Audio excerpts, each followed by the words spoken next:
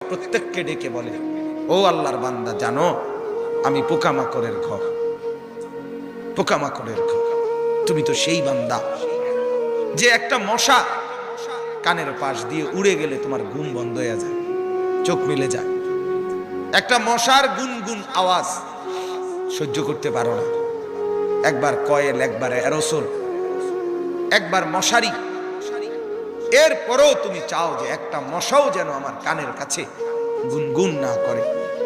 তো 5 ঘন্টার ঘুমের জন্য, 6 ঘন্টার ঘুমের জন্য বান্দা এই যত্ন নিলা, অনন্তকাল কিংবা বছরের পর বছর কবরের যে ঘুম দিবা, পড়ে থাকবা সেই ঘরে, পোকা মাকড়ের ঘর, সেই ঘরে তুমি ঘুমাইবা কেমনে, থাকবা কেমনে? আমার বাপ, আমি থাকবো কিভাবে? আমি থাকবো কিভাবে বলে? ভাবেন।